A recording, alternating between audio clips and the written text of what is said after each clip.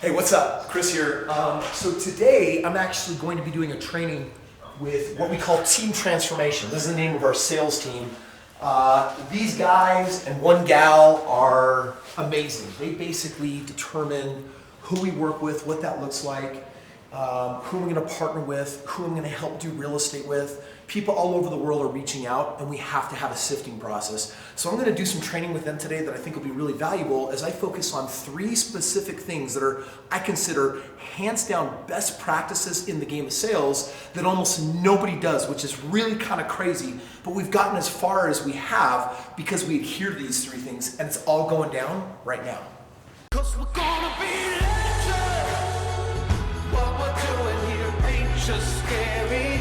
It's about to be legendary. Because as you think about the sales What's up, process, guys? How we doing? Kris? Hey, Kris. Do you mind if I lay down a little bit of training with you guys? Is that okay? Yeah. Absolutely.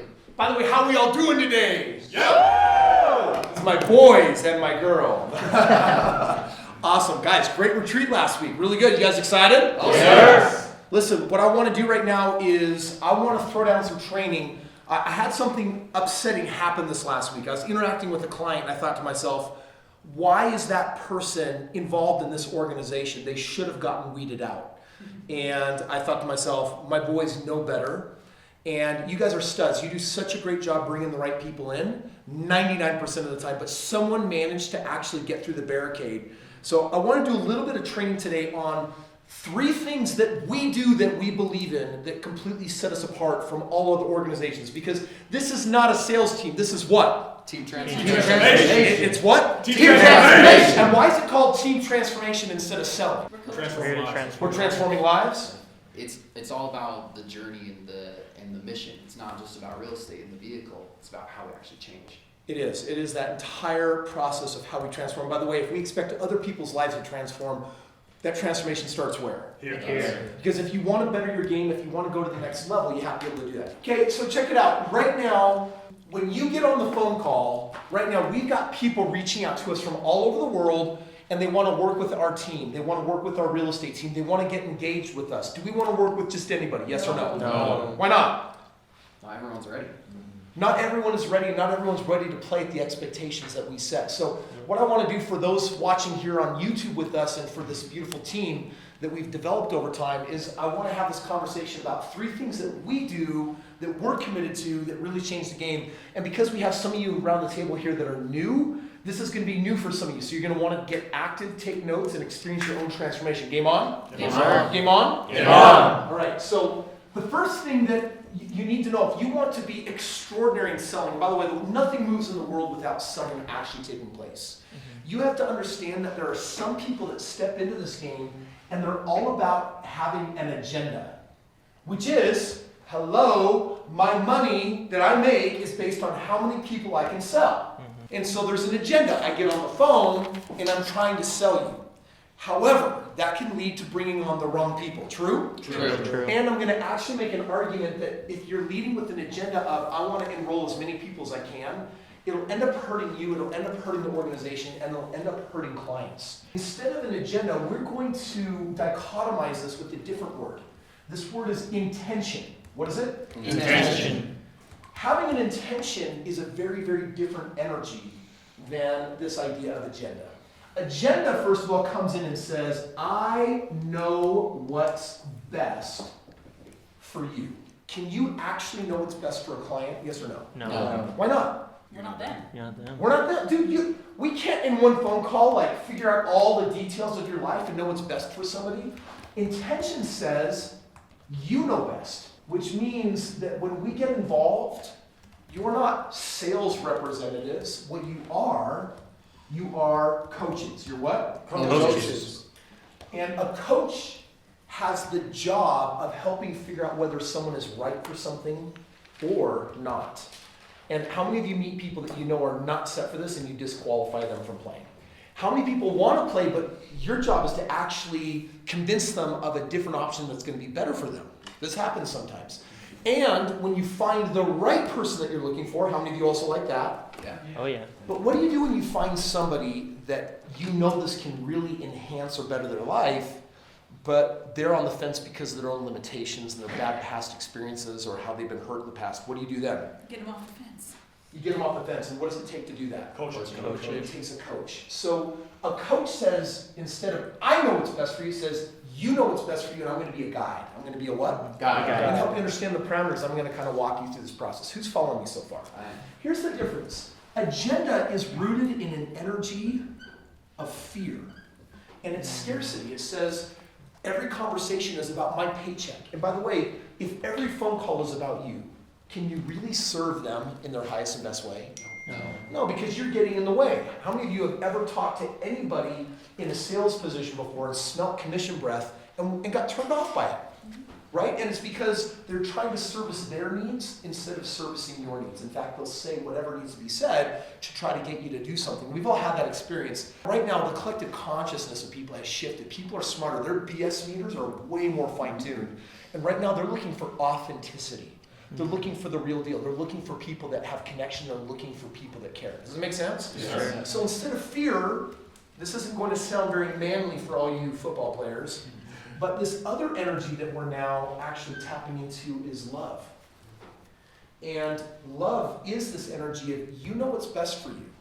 And when I say love, what I really also mean is caring. Literally caring about this person. This is a person that has goals, dreams, and intentions just like you, but they also have fears. They're afraid of screwing up and they've made mistakes before, just like everyone in this room. And so if you care about them and there's real empathy, there's real sympathy that's occurring, it's easier to tell whether someone is right for something and to actually turn someone away.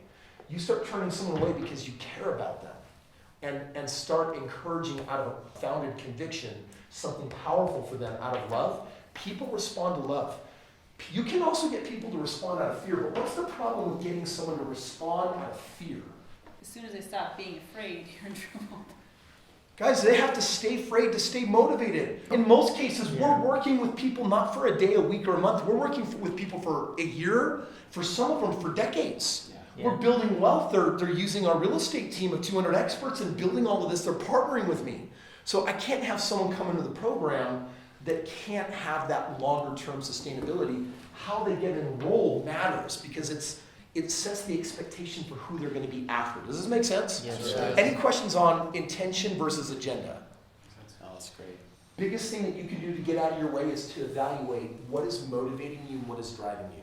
And that leads us to the second thing, which is best practices means that your job is to create value. It's to what? Create value. It is never to sell. That might be a metric that we use to track. That might help us learn how to keep score, understand am I succeeding or failing. You've got to be measuring yourself all the time. But if you're measuring out of a fear-based agenda of, oh no, am I making enough to cover my bills, or am I getting ahead enough, or am I going to make my boat payment? That kind of energy is really going to mess up your conversations. How many of you, by the way, have ever been in a bad negative space or less optimal space, get on a phone call and felt that you kind of screwed it up? Has anyone had that experience? Yeah. Okay, every single hand is up on that one. I've done that enough to the point where I started realizing, how can I be a servant leader? How can I help someone actually get to their next level if my own needs are getting in the way? How many of you know what it's like to actually have not boarded enough sales and you get to the end of the week and you get nervous and you go into a space of fear and agenda, so you get on a phone call and scarcity is what's driving you. You ever done that? Yeah, sort of. I think the greatest call to succeed in this is learning how to be in a space of abundance and love, whether you've got big numbers on the board or whether you've got no numbers on the board. Who's following me? Does this make sense? Yes. So fear goes with scarcity and love goes with abundance. There's an abundance. There's an energy that is associated with abundance. How many of you know in sales what a takeaway is? What's a takeaway? It's when somebody is still kind of on the fence of pulling the trigger and you kind of wave whatever you're trying to create value in their face and then take it away. Yeah, and there's a lot of sales organizations that will do this as an intentional manipulation. Yeah. They're actually messing with your emotions. I'm going to give you something, and I'm going to yank it from you, and I'm going to see if I can get you to actually come running after me because I want you in my territory. I want you to be on your heel. That's a manipulation. Here's what a beautiful version of that takeaway looks like. The authentic version is when you're actually being real with someone. The best way for you to create value is to be a coach that says on every phone call, I leave someone better off than I found them. Now, there's a number of ways of doing that. But a part of that, like Marianne is one of our very, very successful. You're one of the best people we've got here on our team as far as results goes. What do you do when you get on the phone with somebody who is in a space of fear and scarcity, and you know they have so much more potential to live up to, and they're kind of being a butt nugget? They're sitting on the fence, and they got pickets sticking up out of their way. Oh, yeah. Like, what's the best way for you to create value when someone is stuck? Well, this is the reality checkpoint. We say, look, you're in a position, if you keep doing what you're doing, you can tell me what your results are going to be in a year. And guess what? They're going to be more of the same thing you're experiencing right now. Now, you're at a crossroads. You can either do more of the same, and that's not why we're on the phone, or you can do something different in order to get something different. Right now, you're at a crossroads. I'm not pulling anything back, but you're about to choose one or the other, and one's going to get you where you want to go, and one's not. So in this conversation, by the way, is this an important conversation? Yeah. Is this a hard conversation for some to have? Because you're basically saying at this point, I have a way that I can show you how to get where you want to go. And if you don't go that way, you might not actually get there. And this is tough love. This is a very important part of creating value. I'm waiting on the phone call for someone to have their BS show up so that I can call them on it. Because this is a game, sales is a game of consciousness. And bottom line is, if we could all be more conscious, we would all win more. But when someone is not being as conscious as they can, what you're doing is you're shedding light on that and saying, wake up and get more conscious. So it can come in the form of a reality check is one way of creating value. Another way of creating value, I find, is just being honest. Yeah. Most people, especially if you're Americans are not good at being honest. We're good at saying yes, even and especially when we actually mean no. We're afraid of hurting people's feelings. We're really sensitive that way. But look at the people that you admire and respect and that you follow. I bet one of the attributes that they have is that they're authentic and honest, even if it means brutally so. They're not tactless. They're not trying to be a jerk. They're not trying to rub anything in your face, but they're telling you what they see. For me, here's a version of what that looks like. I'm talking with a client on the phone, and they've got $100,000 to their name between a 401k and IRA after a 30-year working life. And they want to retire. They're talking like, well, yeah, I want to be retired in 5 years with real estate. Dude, here comes the reality moment. You got $100,000. You spent 30 years saving $100,000. By the way, you live off of $80,000 a year. So when you retire, how long is that $100,000 going to last? By the time you pay your taxes on it, it's going to last you 1 year. Do you understand that all 30 working years of your life have added up to 1 year of retirement? You see, sometimes they don't get that. But if I can help them understand that, that can cause them to say, you know what? Whether I'm going to work with Kris or not, I actually need to make a decision because things are worse than I thought they were. So this is being honest, and this is also giving a reality check. Does this make sense? Yeah. So that's the second part. Is part of creating value is being a coach, and a coach is willing to say the hard things. I want you to write this down. A coach is willing to say the hard things. They're willing to say the uncomfortable things. They're willing to say the unpleasant things, and they take no joy in it. They do it because no one else in their life is going to do it. This is a measure of consciousness. It can also be a measure of courage, boldness, faith. And for me, I need team transformation to possess the ability, because when I started creating value for people years ago, it happened because I would allow myself to have conversations with people that they didn't want to hear or they just weren't doing the math on. Who can think of a situation where you're on the phone recently where there was something more honest that could have been said and you either did say it or you didn't, but you know that you didn't? Like, who can think of a specific scenario where, where this actually mattered? For me, I was on a phone call last week with a young, motivated 19-year-old, and we had this conversation of, is now the best time for you to get started? And he felt that putting it off for another 3 years during his college, education was the best move. I felt like I should have told him, let's look at the numbers of how 3 years of, work is going to put you behind in the long term of things. And I feel like I didn't create enough service and opportunity in that coaching moment by letting him go without understanding the real value of getting started now instead of 3 years from now. So it was a missed opportunity. Yeah. Great example. By the way, how many of you know that you have missed opportunities? You evaluate a conversation and say, I wish I had said that instead. How many of you have ever had that moment? Are you evaluating every single one of your conversations? This is the value creation moment. So I'm glad that you brought this one up because I've done this. I would have it happen at a frequency. And I remember I got to a point where I said, I am never going to leave something unsaid ever again because I'm tired of regretting what didn't get said. Those are the moments where real value actually transpires. Now, by the way, whether the 19-year-old decides to engage in purchasing real estate or not, does that matter? No. It's actually about honoring who? It's about honoring yourself in being a coach. And by the way, when you dishonor yourself, you're not a coach. You need to be coached. That's part of the reason why we're having this conversation. This is an opportunity to get some coaching and say, all right, I'm going to be a more powerful coach. How do I do that? Listen, if you're on the phone call and you know, how many of you have gotten that moment where you're like, something needs to be said. I'm going to regret it later, but I actually don't know what to say. Who's ever been there? Write these words down. Can I put you on hold for a moment? I need to do something real quick. And then you're going to put them on hold, and what are you going to do? Call your coach. You could either call a coach, or you could go back through your notes, or you could just pause and say, and just ask this question. What is the most valuable thing that I can share that I'm holding back? That I just didn't have words for in the moment? What's the most valuable thing? Commit that you're never going to get off the phone without creating maximum value. Whatever that value needs to look like. If you ever get off the phone and think, man, I could have said this, or I could have done this, or this would have been helpful, or I could have shared this loophole with them, or I could have shared this tax strategy, or I could have. How many of you have those could have moments? Make a commitment that you're never going to could have ever again. Ever. Like, there's a moment where you'll change, and then you'll never do it again. And then, you still have progress to make, but at least you won't, at the end of a call or a week, say, there were 4 moments this week when I felt like I was right at the precipice where I could have made the difference. Because, by the way, that 19-year-old, do you guys know how many successful 19-year-olds we have? Oh, Do you know how many 19-year-olds we have transacting real estate? Cole, how old are you? 22. You're 22 years old. You already have your first partner. Yep. And now we're lining up your own personal first deal, yes? Yes, sir. Jaden, Maverick, you have partners, right? Yep. And they've just gotten started. How old are you? I'm 24.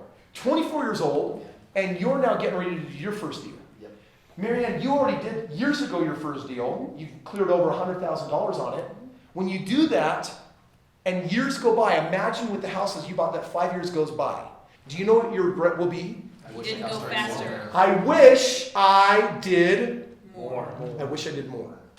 So that is why when we get on those phone calls, I'm glad, Jaden, that you recognize that. Because when you get on that phone call and you're talking to that 19-year-old, here's the way that conversation might look like for creating value. It might be, if I were talking to Jaden, be like, Jaden, this is the most conscious conversation I can have with you right now. At this point, our conversation is about to come to an end, and here's how I'm surveying the land. You're 19, you're going to college, you're going to spend your next 3 or 4 years doing that. And even though you got to this point where you wanted to jump into real estate and build wealth, you're choosing to put it off for the next 3 or 4 years for better timing. Am I hearing that correctly? Exactly. Before we get off this phone call, permit me to share my honest feelings with you on that. Can I do that? Yeah, for sure. In my own personal life, when I look at when I got started and I look at the wealth I've built, I only have one regret. That regret is that I didn't do more sooner and quicker. You know that Kris built his wealth and was retired by the time he graduated college. Imagine if Kris had said, I'm going to wait and do it after college. If that's what honors you, you do that. But I need you to understand that we have 17-year-olds, 19-year-olds, 21-year-olds, but we also have 50-year-olds. And you know what the older people are all wishing they had more of? They all wish they had more time. They wish they had been more aggressive. They wish they had moved faster. Are you honoring yourself? Or is this just an easy out? And I want to know, are they honoring themselves or is it me? And by the way, if they're honoring themselves, how do I get to feel? Totally supportive. Yeah. No regrets. I'm happy for you. Congratulations. It was an honor to spend some time with you and to actually get to connect. And I hope you got something to gain from the conversation. Best wishes during the next few years in college. Or it could be calling on it and then saying, what? They might actually say, no, I actually feel like I kind of should maybe do this, but it's going to be hard. Then your next conversation is what? Then you get to have the breakthrough moment. Friends, the reason why we certify you in breakthrough, by the way, if you ever get a chance to talk to any of these people on the team, the standard that you can, that they're going to uphold for you is that if you get stuck or if you get in your way or if you had a past experience that burned you, this team should not just let you off the phone without first offering a breakthrough conversation. A conversation that says, hey, if I never talk to you again, let me share some words with you that no one else might ever share with you. and hopefully they be the words that you get to think of that can create some value and hopefully get you moving again instead of mistrusting. Yeah. That's the value that we need to be able to create. We need to leave everyone better off whether they choose to opt in or opt out, because that's their personal business. There's one more thing I want to go back and add to agenda and intention. Agenda leverages fear. It says, I know best, and I know best says you will.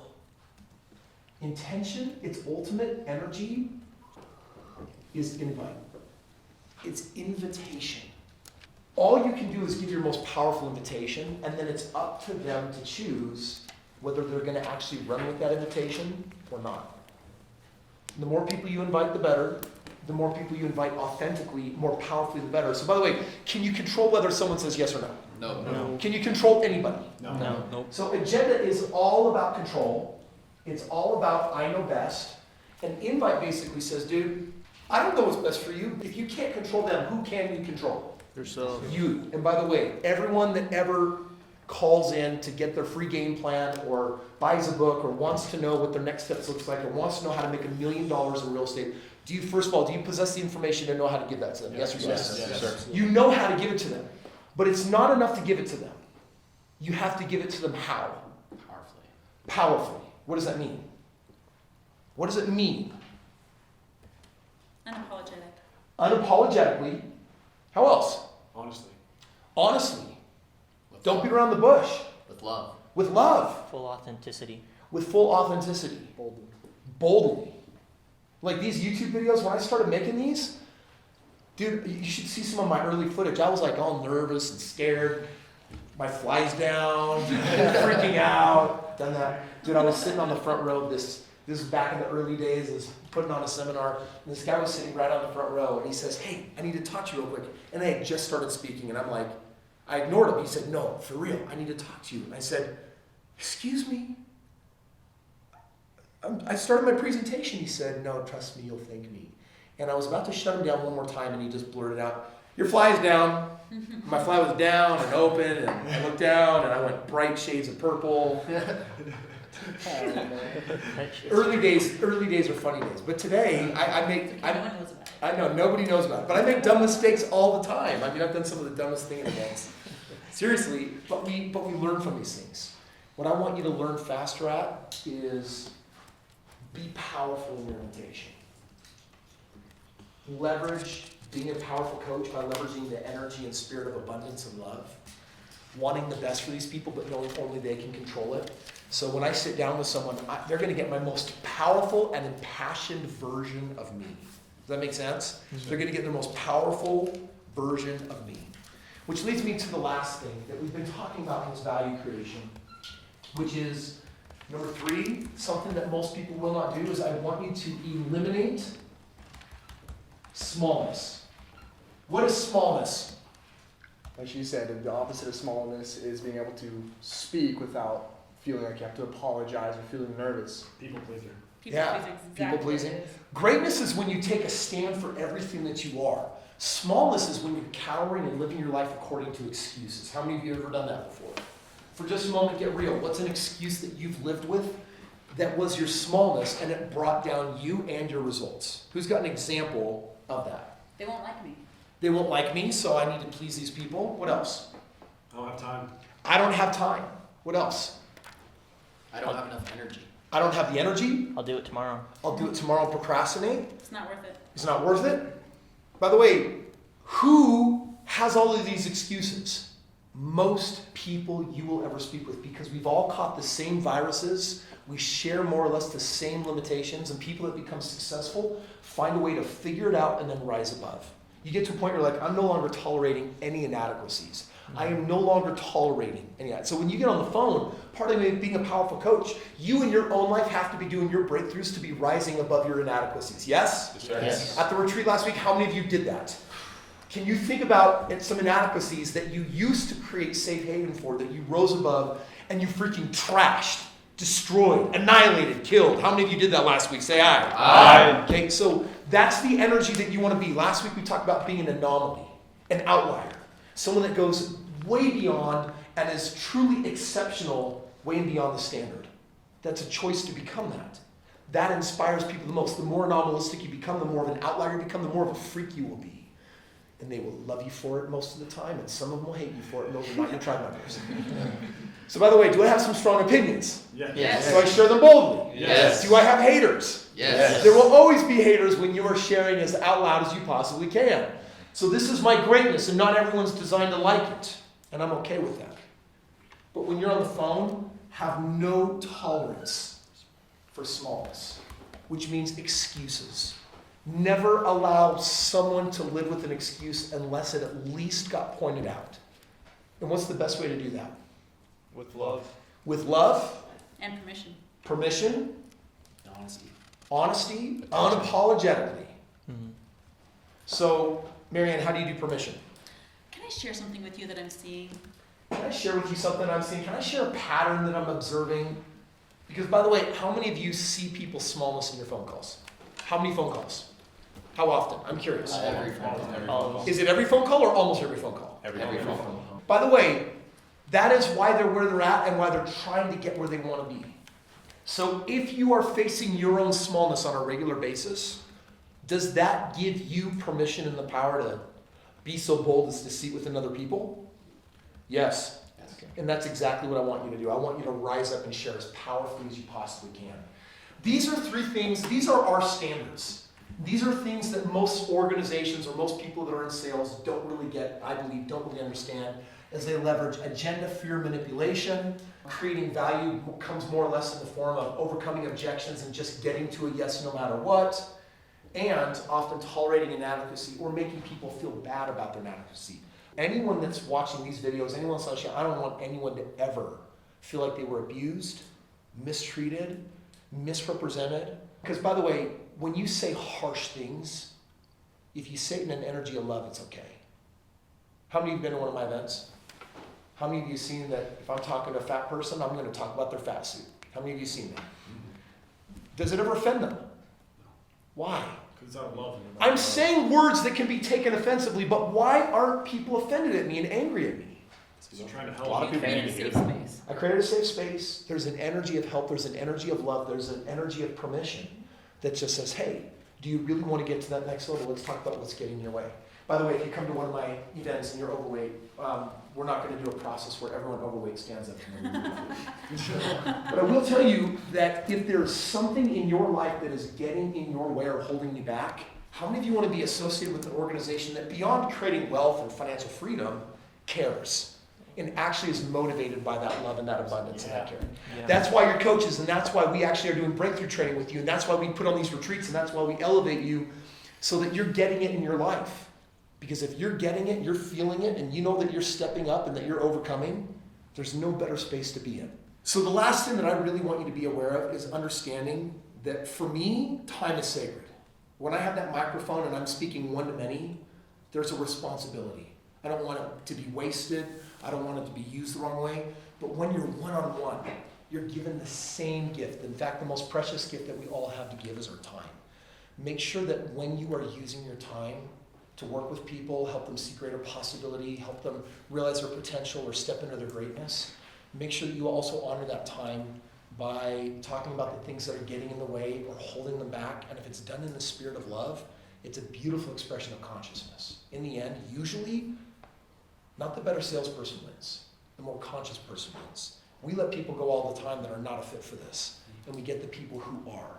And that comes from having an energy with the things that we're talking about here. So this week, when you're on your phone calls, when you're leveraging your time, do so understanding that you have a sacred responsibility and privilege to actually take someone else's airspace and have a conversation. Make sure that you always leave them better off and that it builds and that it uplifts. Deal? Yeah. Do you guys know your goals for the week? Yes, sir. Yes, sir. Do you know what you need to do? Yes, sir. Are you excited? Yes, sir. Okay, guys, go fight and win. Thank you very much.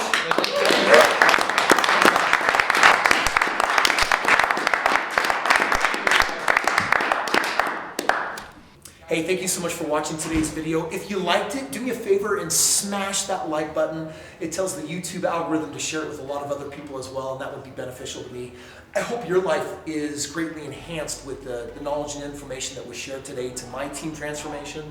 That's a gift from me to you. Hopefully it's useful. If you're not a subscriber, make sure you go ahead and take care of that. And then check out the links below. There's plenty of opportunities to connect with me actually experience more of what it is that we're actually doing here. And then finally, I've teed up another video here that actually shows how I won my financial independence at the age of 26, and the 4 things that I did that meant that by the end of college, I was financially free so that I could live more of the life that I am today. So check me out on this next video. Let me share with you what you can do to create greater freedom, financial abundance in your life today.